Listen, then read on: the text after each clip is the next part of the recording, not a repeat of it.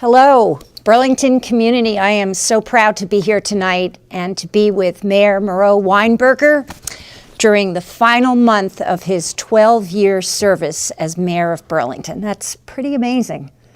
It's epic, in fact. It's quite a journey. I'm so grateful to the people of Burlington that I've had a chance to serve in this role for that period of time. So grateful to you and so many of our great colleagues that we've gotten to work with on the department head team, which has just been such a big part of the experience for me. You know, I want to say right here, in case so I don't forget later, I'm really grateful to Channel 17, Town Meeting Television for this opportunity, of course, but just what what Channel 17 has done for the city throughout those 12 years. And seeing the organization kind of mature and expand during that period has been exciting, and just want to say that here we're very fortunate to have this kind of resource to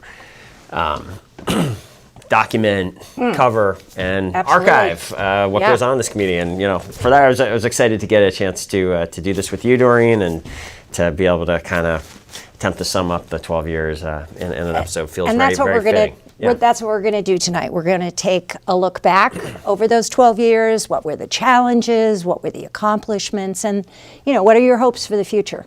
Great. And so, I remember back 12 years ago, in case you don't, it's all collected here in this city annual report.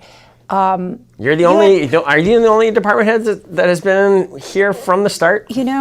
Someone told me that the other day, and I had thought about Brian, but yeah, I think I'm the only continuous 12-year, 4-term serving, and it's been thrilling and challenging, which I think, tonight's talk will demonstrate some of what those 12 years have been like for us. And, I'm looking back, and I remember how ambitious your campaign was and what you said you were going to accomplish. It was like really some big items. And, you were going to fix the city's finances. You were going to restore faith in City Hall and city government. And you were going to get some projects that had been stalled for over 30 years going again.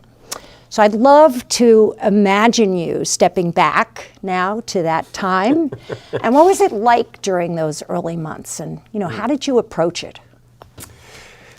Well, those months are on my mind these days as we we're speaking just on Thursday after the election of a new mayor-elect on Tuesday, Emma Mulvaney-Stanek, and I do, I've congratulated, and I'm going to do everything I can to support her through this transition period and beyond in any way that she would like. It's a very heady time, I think, for any new administration to be getting started. I do think there was a particular sense that, I promised those things you just listed out. I promised a fresh start. It was a difficult few years leading up to that election when I do think people's sort of faith in the sort of basic functioning of city government had been shaken, and we promised to turn that around. And it was, we were bringing in, it was a change in political parties.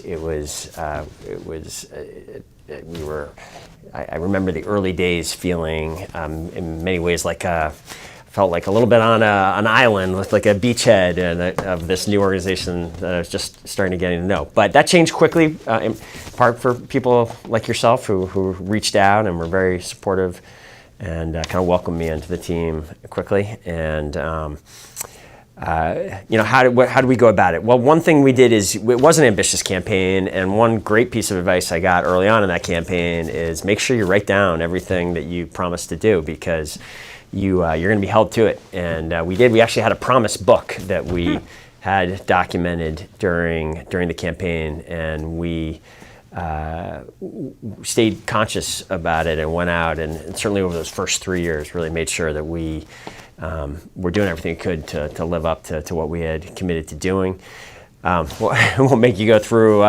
We probably have that promise book somewhere. We stopped, we kind of moved on to other things at some point. But on the big, we had promised first and foremost to fix the city's finances. Exactly. We had a sense that it was it was well known during the campaign that we had problems. It wasn't clear just how bad the problems were until about 2 weeks after the election, when the audit for that year came out in mid-March, and it was a very damning audit. It really kind of laid out. It said we were in a crisis, essentially.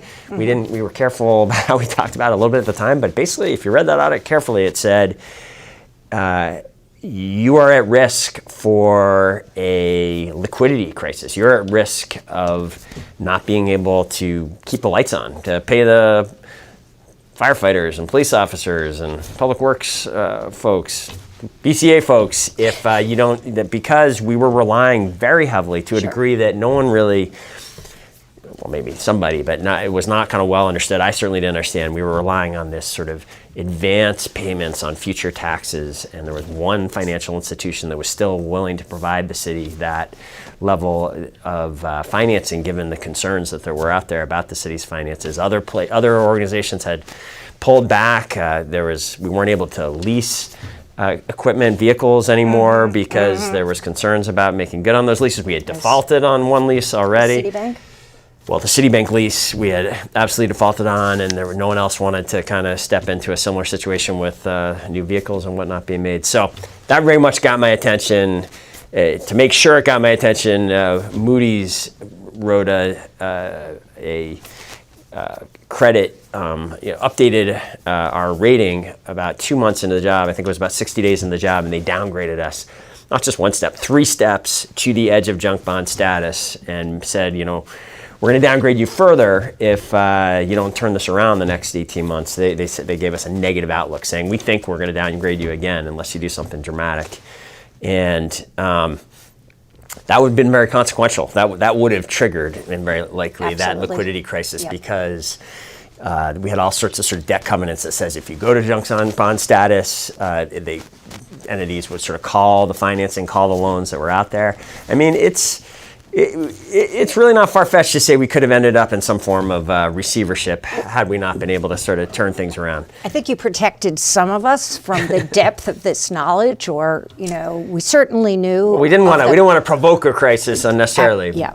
And we did address it quickly right away.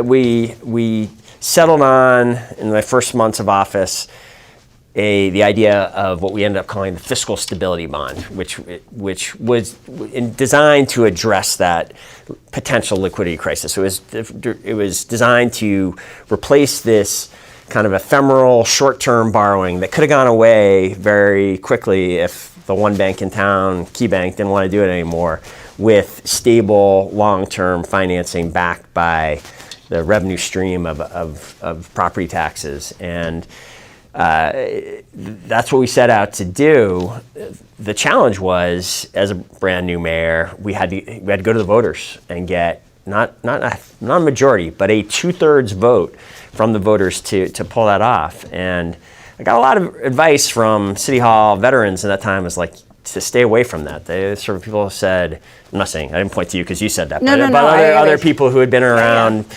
It's like, you're going to try to convince people in your first kind of leadership act that you're going to kind of roll the dice on this new administration on convincing people to raise taxes on themselves, to address this sort of complicated financial situation. I was really warned not to do it, but I promised to turn around the finances. I understood kind of intuitively with what I knew about finances that this debt was dangerous if we didn't do something about it, and I didn't think we had much of a choice. Yep. And kind of, in some ways, just sort of kept campaigning. We had this big, energetic campaign, and we turned that right away into a campaign for the November ballot, which was a presidential ballot with a lot of voters coming out. We thought that was the time to do it. And that was good, I think, the timing on that. And I got a piece of advice early on in those days too, is that someone said to, Martin O'Malley, who ran for president, I remember, the former mayor of Baltimore, I met him at one of those early mayor's events, and he said to a group of us, he said, good leaders make themselves vulnerable, and people respond to that. And kind of that resonated with me at that moment, and it made sense to me. And, I just sort of went out there, threw myself into it, campaign harder for that. I've campaigned for a lot of things over the years. We've had 30 some odd ballot items over time, and we've worked hard on all of them, but we never worked as much as we did on that one. Went to every Rotary event, every neighborhood planning association, of course, and dozens of different appearances. And I don't think everyone really understood exactly what they were voting on, but they saw, they kind of sensed, I think people felt like, well, if we've elected this guy, we should give him a chance. And 72% of the people voted yes. And I do think we did a lot of things after that, but that was the kind of necessary start to it, and set the right tone, and we were able to build back from that. It took 9 years to get all the way back, but we did ultimately completely make good on that promise. We got back to a AA credit rating. We've locked in something now like $40 million of savings for taxpayers, for school and city taxpayers and ratepayers, and that will keep building in a sense going forward, because whenever we borrow now, we borrow much less expensively than if we hadn't gotten that credit rating restored. And I think you restored the faith, the public restored their faith in you and in city government that you could do it, so you were buoyed also by the confidence that 72% is pretty significant in terms of giving it support for a fiscal bond. So good standing at that point. Thank you. Yeah, it's I do think in a lot of ways all of I guess worth saying a little bit more, that was a great start to it. The other essential thing though was I think soon after we got that done, I think Moody's said something positive. Maybe I don't remember exactly how it unfolded, but there was a sense that was important, and that was recognized by the financial partners. And but it was also became clear very quickly that we weren't going to get very far with this financial rebuilding until we addressed the Burlington Telecom situation. That was this cloud hanging over the city. That had the potential to be really a financial catastrophe. We were being sued. We were already out of pocket. The reason we were having this liquidity crisis is because $17 million had been spent illegally without authorization on BT, and we couldn't get it back quickly. We ended up getting a bunch of it back. But the fear of the financial markets, of the people, the bondholders, the Moody's, was that there could be another big shoe to drop, which is that we were being sued by Citibank for $33 million plus penalties and interest. It could have been, if in a worst case scenario, it could have been substantially more than $33 million. $33 million, it's a lot of money today. It was even more money 12 years ago. It was about half the year's budget general fund budget, going to a judgment like that. And it was a real risk. It was really uncertain what would have happened. But it was a credible claim. It was not a clean claim, because Citibank, their hands were kind of dirty with this as well. They had the way in which that financing had been put in place. Citibank had been sort of, I would say, complicit in an effort in structuring this in a way that the voters never got a chance to weigh in. And what it was not debt exactly. It was as appropriation lease. It was basically an agreement between Citibank and the city that said the city has to make a payment every year for leasing this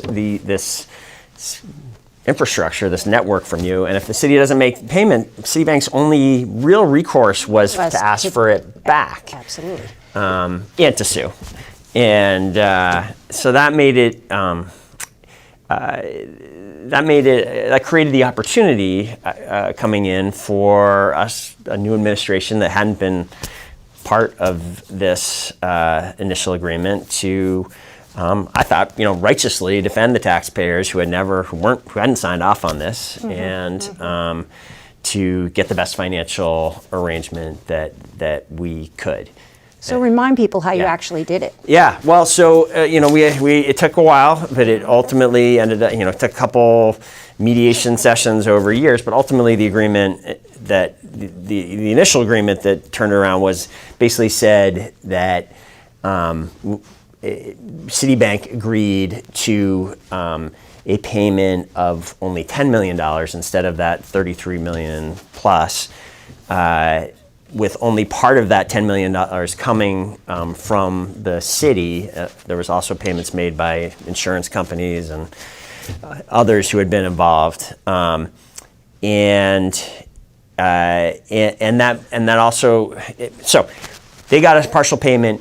What we got in return was the ability to direct the sale. There was no settling this without the city agreeing to sell the asset. We, however, retained control of the sale, which ended up being quite significant, and we had time to do that. And with that time, we and working with a very skilled consultant that had come in fairness, before I was elected, but we continued to work very closely with them. They financially turned the operations around, made it a much more efficient, effective entity, and got it to the place where we were able to go to the market and recover a lot of money. The ultimate sale was over $30 million allowed. It got about half of the city's money back. It got ultimately about half of the bank's money back. We were able to negotiate an agreement which, from my perspective, has maintained all of the kind of important goals of Burlington Telecom, in the sense of we continue to have a competitor to Comcast. We have successfully kind of broken the monopoly. Most communities don't have that. Many communities suffer from having one cable provider and right. suffering from a result of that. We continue to have two, BT it's now the biggest cable provider in the area. And it was our asset. Very important to this community. It's no longer technically our asset, but there remain agreements, permanent protections in place, ensuring things like net neutrality, ensuring annual contributions of kind of profits, if you will, back into the community in charitable forms and into local businesses, startup businesses. And this idea that we will never go back to being a monopoly situation is permanent. If BT ever attempts to sell those assets and they're going to sell it back into a monopoly situation, the city can block that. So I think it was a far better outcome than many people thought would ever be possible when we started. And I know to some people it still represents something painful that the city no longer owns it. But the fact that there is it is in many ways still a locally controlled entity, a family-controlled entity, and then that we have baked in all these, public values. I think of it as a success on that front as well. Yeah, I agree. It was structured incredibly well, and with all of that intention baked in. So yes, sure wasn't easy. First big congratulations, but at the same time, just down the hill, you had other troubles brewing. I mean, that's right. Some days, like thinking back, wow, wouldn't it be nice to be back in the time when BT was our biggest problem, right? Like we've had, the world has gotten darker since, and we've dealt, the President Donald Trump got elected president. We had a global pandemic, and then everything that followed that, the inflation and the public safety challenges that followed that. And so it does, in some ways, thinking back to those times, it feels like a very different time, doesn't it, than what we're facing now? Absolutely. And before we sort of take that curve, just a little bit, going down the hill, remember the Moran plant that was also handed to you the day you came into office, where it was sort of, either we're going to build something here, we got to save this building, or we got to take it down. Yeah. It was, to many people, seen as an historic treasure, and then to probably just as many people an eyesore that was representative of something that what the city wasn't doing. And how did you face that challenge? That was a tough one from the start. I came into the office. I didn't know a whole lot about city government other than the airport and sort of housing permitting issues. But I did know about community development projects. I knew about adaptive reuse projects. That's what I'd been doing for 15 years before being elected mayor. And I that experience was very important. I understood kind of intuitively, and then as I got briefed on the situation even more so, that the plan that I was inheriting had a lot of complexity to it, and required a lot from the city, and there was a lot that could go wrong. And I have a lot of respect for some of the people that had worked on it, especially someone David White, a local real estate consultant, and someone we work with a lot today. And I knew that a lot of effort had gone into this plan, but I could also tell that it was going to be totally consuming in the administration for years, and that might not succeed to go down that path. And I had promised, one of those promises that we'd written down in this book was I knew I didn't know enough as a candidate to make, and I think I did this right. I didn't want to just I kind of hedged as a candidate because I didn't really know until you get into the inside, you really don't know exactly what the situation was. I knew that. But I promised resolution. I said within 100 days, we're going to make a go, no go decision. And on the 100th day, we went down to the waterfront and we announced that we were not going to go forward with the pre-existing plan. Which I will always believe was, I know it disappointed some people, I will always believe was the right decision, in that it just would have, I particularly was the right decision at that moment, given the Burlington Telecom situation, given the city's fragile financial position. It wasn't what we could put our attention or our resources into in that moment, even if there were some certainly exciting elements of that plan. What we pivoted to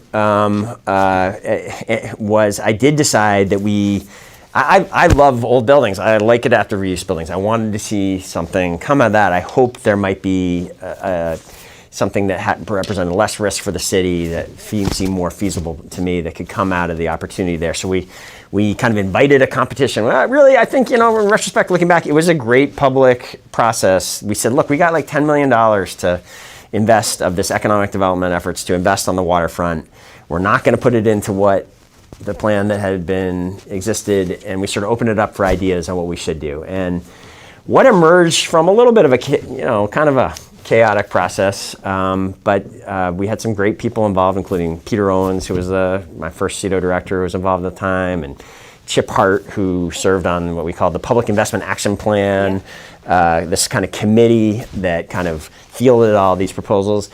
You look at what ultimately came out of it, and it was we were able to kind of commit to a coherent set of investments in the northern waterfront that has, over time, since 2014, completely transformed the northern waterfront. It has gone from this eyesore on the northern waterfront to really, I think, it's a very exciting addition to the city.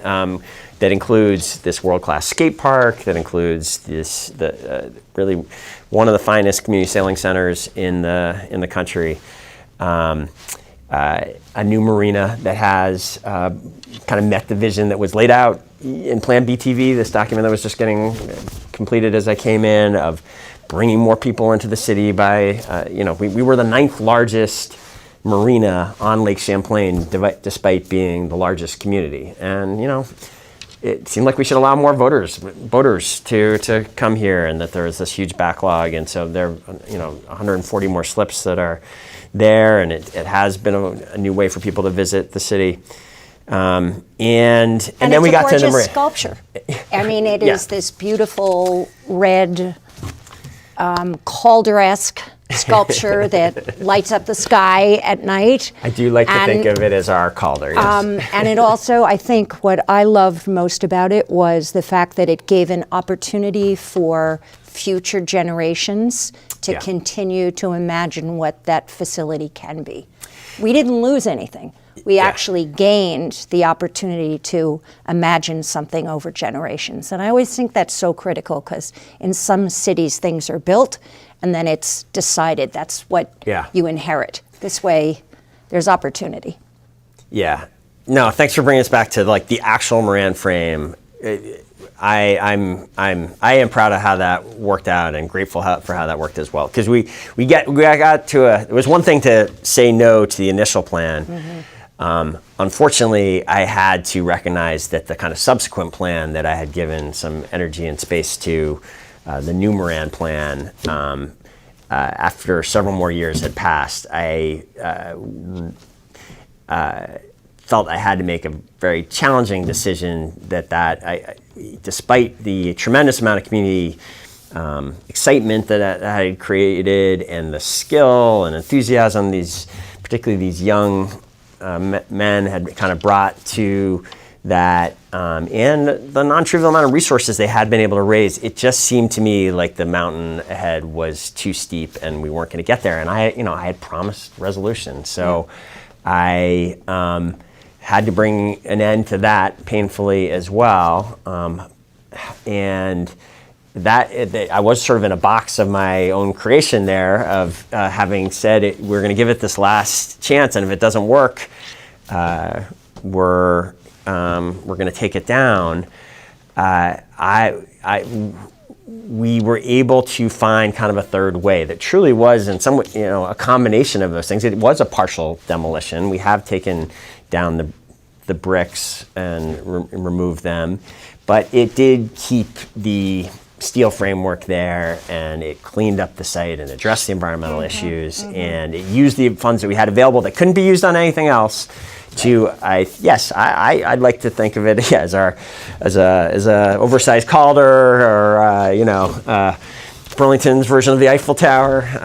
These are grandiose visions, but it is clearly taken a eyesore and turned it into a landmark. And I am pretty hopeful that over the years to come, because it continues to have a certain magic about it and inspire community enthusiasm, and most recently with this young man, Zach Campbell, who's been part of this in one way or another for years, who's created an organization called Friends of the Frame, and who's helping the city, or leading these experiments, working with BCA, leading these experiments and using the site. I think we're going to figure out more and more ways to use the site, and we did just recently kind of unveil a vision of what it could become if we can assemble additional resources in the years ahead that really will go, beyond just turning it into this landmark and turning it into, I think really one of Vermont's great destinations that would be beloved by locals and visitors. And let's hope the enthusiasm for that grows and builds over time. We have a 3D model of it.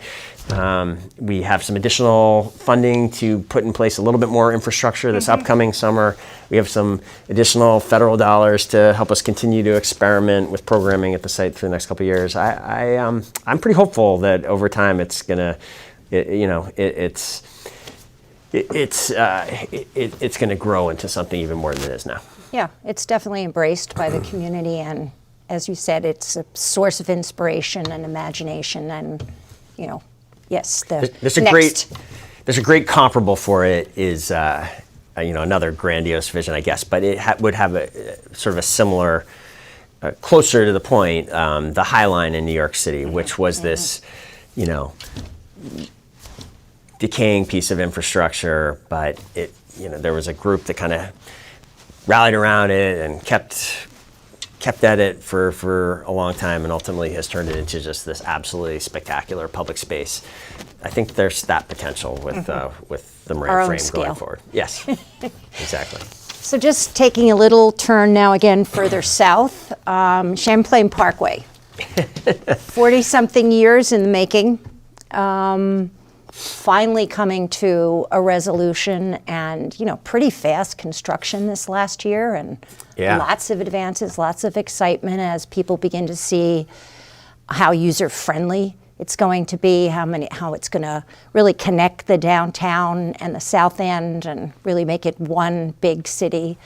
Talk a little bit about what it's been like to thread that needle. Yeah. Yes, I had promised to get these long-standing projects going again, and this one, in some ways, was the one that had been hanging around the longest, going all the way back to the 60s, were the first real steps towards it, and it was. It has been very hard to get it done. I understand why for so many years it didn't go anywhere, and I do think there is something systemic about the way this country builds infrastructure that this project represents that needs to change in the future if America is, we've got to find a way to be more nimble with making our public investments. I mean, it's just it is stunning to me, I guess, that I'm sitting here almost at the very end of year 12. We have been trying to get this built from the beginning. We had a big press conference that first summer. Was another one that I had to make a decision. Are we going to keep moving with this, or are we going to do something else? I've decided that this was worthwhile, although it was a flawed project. I thought we could improve it, and I wanted to get it done. I wanted to, I wanted to prove that we could get these big projects done. And it is pretty stunning to me that despite that prioritization and focus and enormous effort, the lawsuits and just the laboriousness of the federal processes can mean that we didn't get it started and get it actually in construction until about a year ago.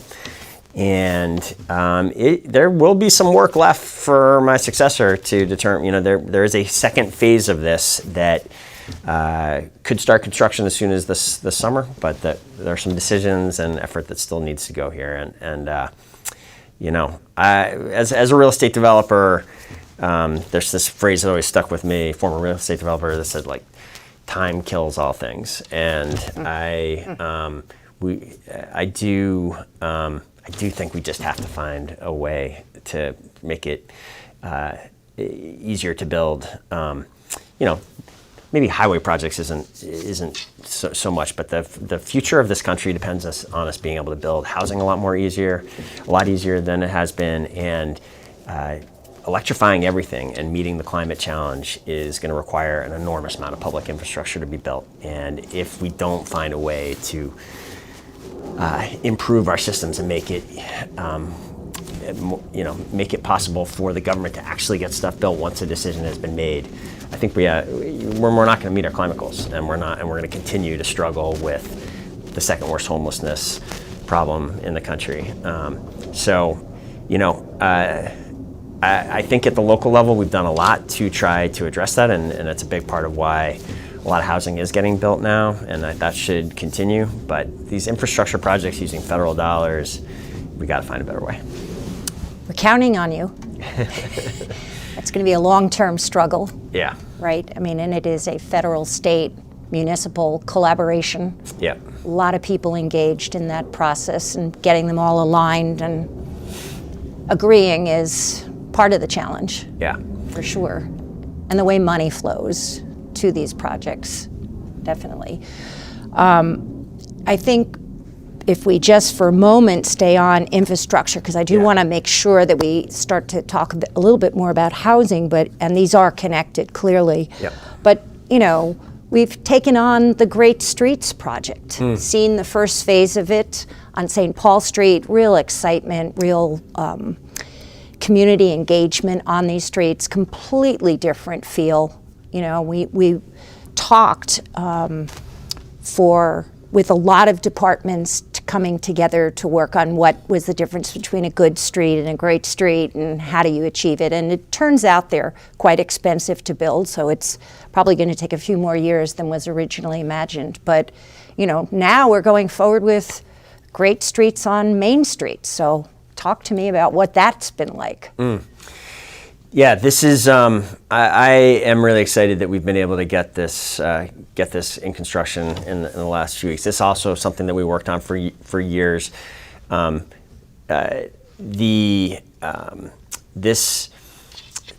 So one belief I've long had is that we should think of our streets not just as places for cars to drive and park, but that these are important public spaces, and that the difference between one that is really devoted to just the parking and driving versus something that thinks of this as a public space where there are other, certainly the parking and driving is an essential part of it, but that there are these other public goals we should have for this outdoor space you get to a very different design and you get to a very different experience if you think of it that way. And we, this is something else I credit Peter Owens, at first CEDO director, with having a big role in. We hired one of the great street designers in the country. We had inherited here a real potential from the KISS administration that had done the heavy lifting on creating a downtown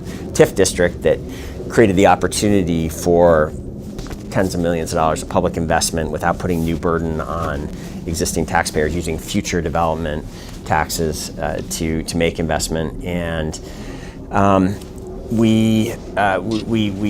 in this case, it has taken years, but it is years of hard, important work. We've been creating new standards. We experimented with these 2 blocks on St. Paul Street and learned a lot from that process. We went to other communities and got a sense for how the kind of rebuildings of Main Street the impact that they could have on communities. Personally, a very impactful experience was going to Greenville, South Carolina, and seeing the absolutely transformative redevelopment of their Main Street that they had succeeded with, in which it was clear that everyone in that city looked at that as a turning point for the community, and there was no one doubted whether it had been worth doing. So we did those years of work. We went to the voters several times. Finally, just at the beginning of this year, in 2024, we were able to start this construction. To the point I was making before, to me, the best way to kind of encapsulate how transformative this is if you look at a kind of a profile of, and you can do this, you can go to Great Streets BTV and see this transformation. On several of the current Main Street blocks, so much of the real estate has been committed to parking and travel lanes that you have in the 99-foot wide right-of-way. We are only one of just a couple streets in town where we have that much right-of-way. Of that 99 feet, before we started construction, 73 feet. Man, it's escaping me. I think it was 73 feet of that is devoted to asphalt for the parking and travel uses.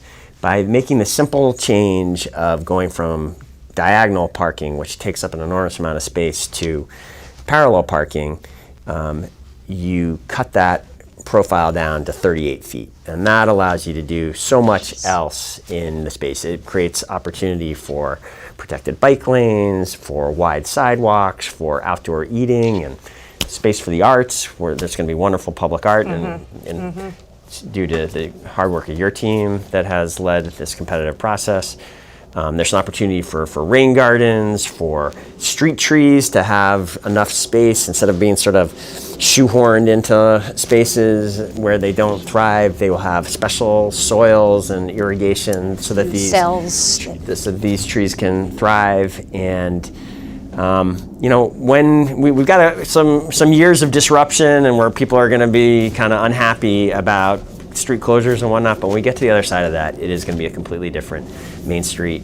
It's going to be as transformative, I believe, as Church Street, the Church Street Marketplace change was. It's going to connect Church Street to the waterfront in a new way. It's going to inspire private investment that will create new homes and businesses along Main Street.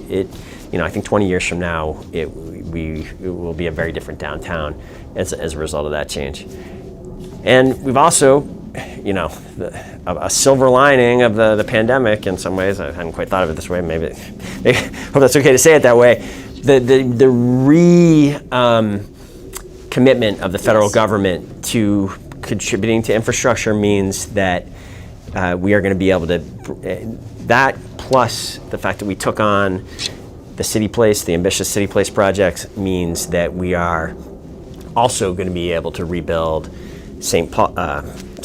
Bank Street and Cherry Street to these standards in the years ahead, as well as the two new streets through the old mall building. And so, we have a pretty small downtown. When all these projects get done, about a third of the total downtown blocks will be completely brand new and rebuilt, including all the subsurface. That really ancient infrastructure that wooden pipes. Yeah, exactly. So it's I'm proud that we are able to get it to this point where the project is underway and where we have tens of millions of dollars of funds secured to complete that transformation in the years ahead. Yeah.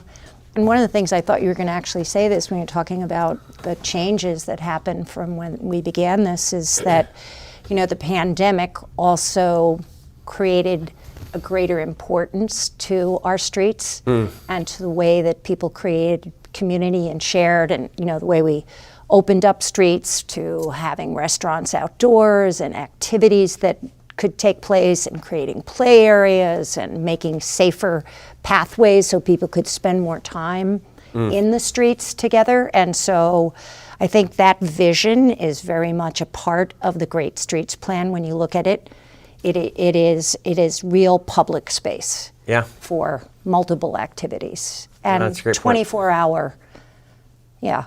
So, well, I think the pandemic also showed that government can actually do things and do it quickly, and that lesson of the pandemic has stuck with me. I hope we are able to remember that as a community, as a state, as a country. When government really focuses and works hard on big problems, it can marshal an incredible response. And you can do it when you have great leadership, and it turned maybe our attention a little bit to some of the challenges of your administration with a pandemic, racial reckoning, and a time that we were constantly living in an unknown where people were looking for answers and turning to government in ways that they hadn't for maybe even decades since the Depression. And your leadership during that time was very significant in how we shaped what this community became, how it came together. It was like mutual self-aid. Everybody took care of each other. There were programs that were, really unimaginable for a town of our size. And, talk a little bit about what it was like for you and those early days when you woke up and knew things were going to be different. Yeah. Thanks, Doreen. I'm glad to get a chance to talk with you about that time. It was certainly the most significant months of my time in this office. I'll always think of it that way. My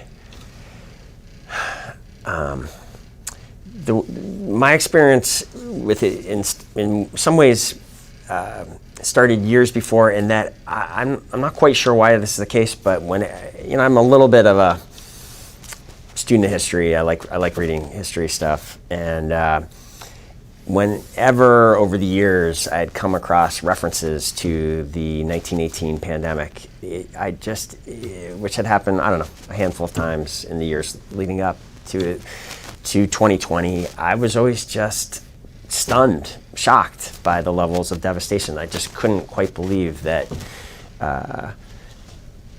I guess I believed it, but it was hard to imagine what it would have been like to have, the estimates of 30, 40 million people die in the course of it. And so I sort of understood that there was no guarantee that we wouldn't experience that again. I didn't really expect to experience a pandemic like that in my lifetime, but I knew it was a possibility. And so I was alarmed and concerned about what we were starting to hear coming out of China in January and February, and reached out to the Department of Health and asked what we should be thinking about, and kind of got a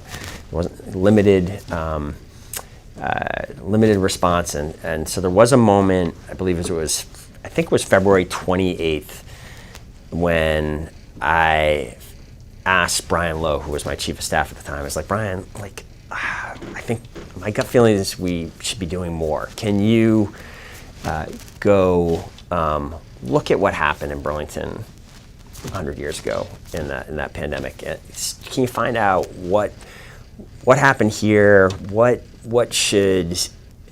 Does it matter what cities do if this pandemic does hit? It was still an if at that point. And Brian was one of the great doers of this administration. So grateful for his service. He worked in the administration, I think, 8 years. He came back the same day, and with having found an obscure case that since then has become famous, but he found it early on before there was a lot of attention on it, that was a kind of case study comparing St. Louis and Philadelphia during that 1918 pandemic. And what he found, what the case found, is that city action absolutely mattered, that the mayor of Philadelphia had sort of given in to business pressures and decided to keep everything open, have St. Patrick's Day parades, keep theaters open, and the St. Louis mayor had done just the opposite, had done everything they could think of to try to control the spread of the virus. Both cities had their first death, I believe, on the same day, but they had very different experiences from there. The St. Louis experience, my memory is it was about through the kind of heart of at least that first wave of the crisis. The deaths were, I think, about half of what they had been on a per capita basis in Philadelphia. So from that moment on, we just decided, I've never been a kind of a big slogan guy, but we did actually kind of boil down the way we were going to respond to this, that in a global pandemic, local actions matter. And you helped us emblazon that on these templates of these briefing documents that we went. And just from that point on, we just decided that our focus needs to be doing everything we can to control the spread of the virus. And with that ethic, that led to things like buying a truckload of denim to start fabricating our own masks in mid-March, at a time when the federal government and the state government were still saying masking doesn't really matter. We knew it was going to matter. We had formed this analytics team that was looking around the world for best practices and what was going on, and we saw what had happened, and we knew the masks were going to be an important part of this. We teamed up with the Lyric Theater and other locals and started fabricating these masks with the goal of getting them to essential workers and to all Burlingtonians who need them by the time we reopened in May, and we met that goal. And the way we were organized, talk a little bit about the EOC, because that was really very critical to the success. Yeah, so we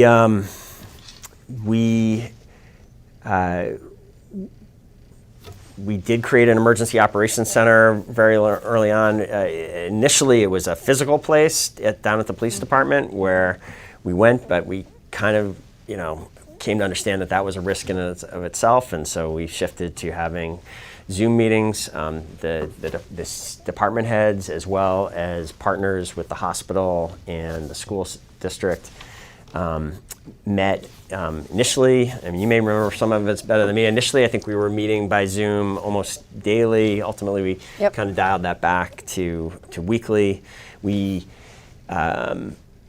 So I've never felt sort of better connected with the department heads, and that we were all sort of working towards a common goal and working together. And I think in part as a result of that, it did become a full city.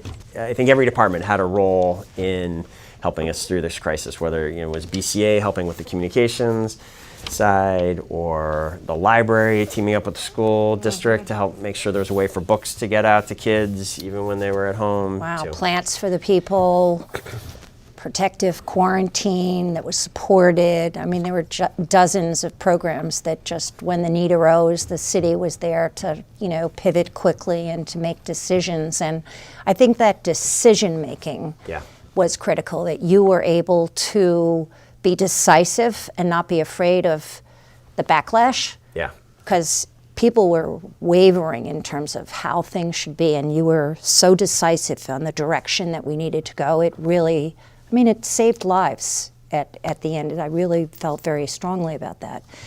And I think it created many new communities because everyone understood their interdependence on each other and retooling what it meant to be a city. Yeah. I think it strengthened us in our fiber and sort of like who we were about what we were capable of doing and the care that we could have for each other. Thank you for saying that. I agree. I think that's right. And I mean, in terms of what the community impact was, it was an incredible team effort, and a team effort that went beyond just city staffers. I think the way we were able to team up with AALV and other partners to very quickly respond when there were outbreaks of the virus, and in our recent immigrant communities, we were working with AALV, the National Guard.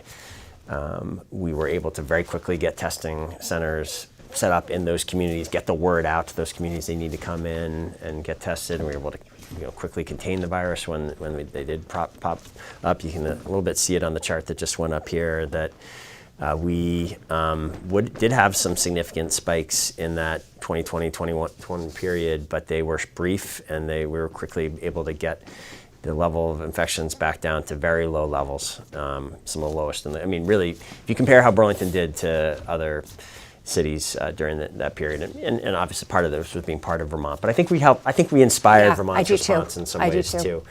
And it was basically the safest place in the country, being in Burlington and being in Vermont during that period. And I do think the city effort was part of that, a big part of that.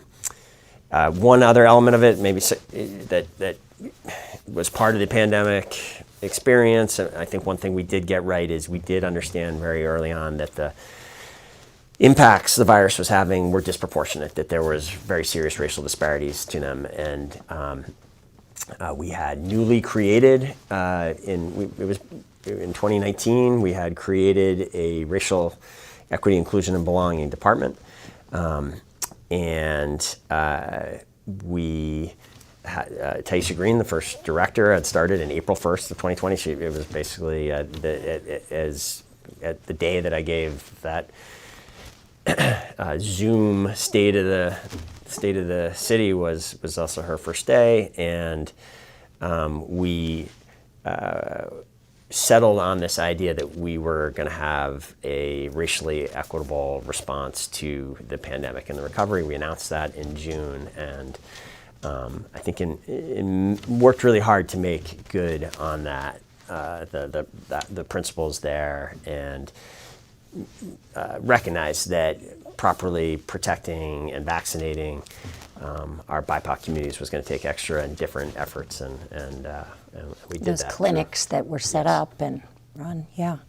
Well, we had an ambitious idea of what we could accomplish tonight. There were many other things I was hoping you could share with our community, but I want to make sure that as this hour comes close to an end, we give you a chance to just talk a little bit about the future.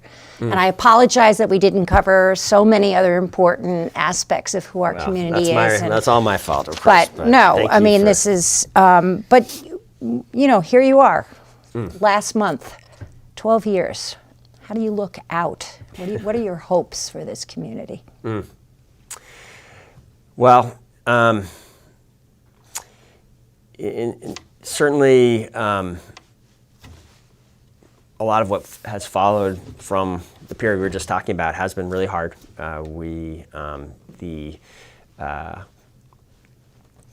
The wound of the pandemic, even though we did so well with respect to containing the virus and deaths, it was a very disruptive event that hit this community and the rest of the world. And I think something I didn't fully anticipate. I had a little bit of a naive thought.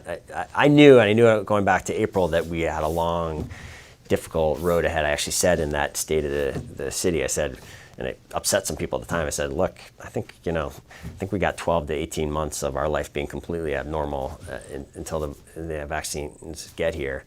And we got to prepare for that. We've got to hope for better, but we got to prepare for it being like this for a long time.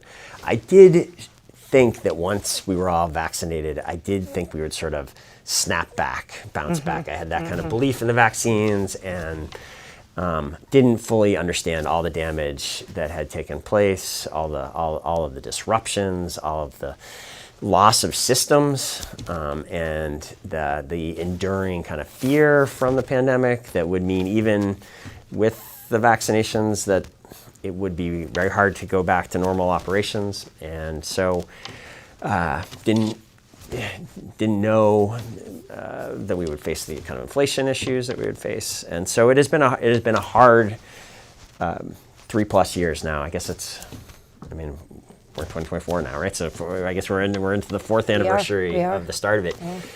Yeah. I knew it was really because of the pandemic that I decided I did run again in 2021. I knew it would be kind of a terrible time for there to be a transition of government in 2021. In some ways, we are still suffering, I think, from the pandemic. But 4 years later, I do think the city that I'm going to be handing off to Emma Mulvaney-Stanek on April 1st has, in many ways, recovered from that period. We, as a city team, we have gotten. We are not back to the strength that we were before the pandemic, but many of the workforce challenges have been addressed. The police department, the biggest, most challenging area, is on the path to being rebuilt in a new and better way. What we talked about a little bit, this infrastructure effort that has been such a big part of the last 12 years will continue for years to come because of the resources that we've been able to secure.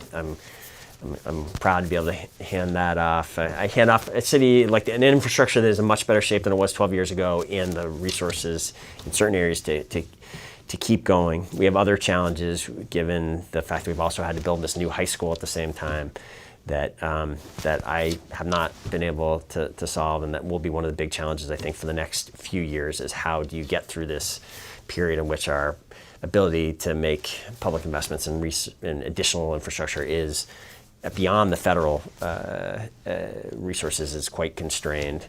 That's going to be a challenge.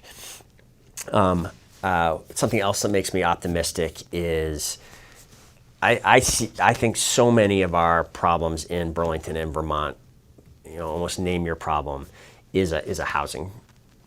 The solution to it is housing, and for a long time, that solution eluded us because we had created a system of local and state permitting that made it very difficult to build new housing.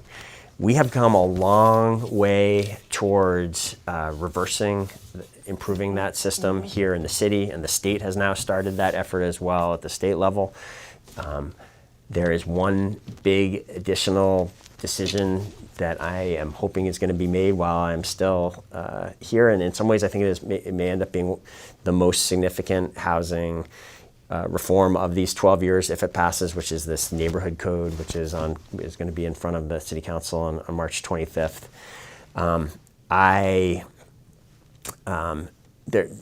But it goes beyond the work that we've done and accomplished. What I also see in the communities, the community now sees and believes that if we're going to be the community that we need to be, that we want to be, we need to build a lot more housing. And the young people in this community are coming out and with incredible eloquence and passion are making the case that we need to build a lot more homes.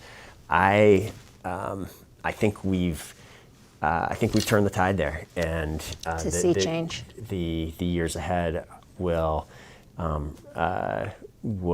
be exciting and will allow, I think, Burlington to fulfill its potential as a city in a way that was sort of hanging in the balance and which we hadn't fully done. And I think this will mean we can continue to be a real city, a place where people come to start their careers, to make a family, to start a business, and that it, will continue to be what Burlington has been for more than 100 years, of this place of opportunity, but that to continue to be that, it needs to be a place where there could be investment and housing. And I think I'm hopeful that maybe more than anything else I've done, that will continue.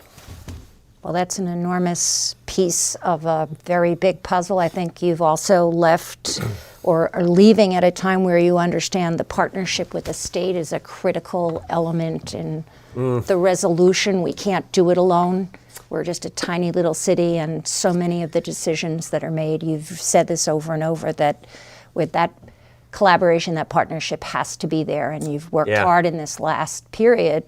You always have, but in this last period, to really make that known and to bring the partnership and deepen it. And, and that goes into the whole public safety issue that is housing is a part of that piece. And I think we're poised to begin to, or continue to address in a much bigger way. So thank you. I know we didn't get a chance to really go deep into some of the issues that some of our community would have loved to have had. We could do a part 2, but thank you so much for sharing this time with the community and with all of us. And we only wish the absolute best for you and your continued devotion to this community. Well, Doreen, thank you for doing this. This was this was fun and emotional to get to do this, and it's fitting to get to do it with you, really the only department head that's been with me from the start. And I got to have some fun too. I mean, can we end with the last, is the photo back there, can we possibly show the Festival of Fools? I'm not sure, we may there have. It is. Oh, there it is. You did learn to juggle for that occasion, and there have been... Only you, Doreen, could get me to wear such outlandish outfits, and there's some that might have been even more outlandish than that one. It's a joyful time when the community comes out in the throngs and laughs together. Yeah, completely. So, it's a great so much gift joy. that you've given to the community, that festival. I'm a part of it. to do what I could to continue it, and maybe we should actually, that's what we should close on. Now, one of the things that's going to happen after me is a week later, the skies will darken for 3 minutes, and it's going to be one of the biggest events we think the city's ever had, and we're planning with all of our city partners, with state, local authorities, setting up, going back to an EOC setup so that we can work to ensure public safety, to welcome the 50 or 100 or 150,000 visitors into Chittenden County, and hope they have a wonderful time, love this place as much as we do, and come back. Because it may be a little hard getting around during that time. Going to take a lot of patience, but we've got some wonderful things planned for the community, and we'll be celebrating throughout Burlington, not just in the downtown and on the waterfront, but in parks around the city. Yeah, thank you for your leadership on our that. great team throughout the city. Many departments coming together to make this possible. No, it's gonna be great, and I think kick off the new administration in a great way. Yeah, buy your T-shirts online. Well, thank you. Thanks for doing this. Thank you.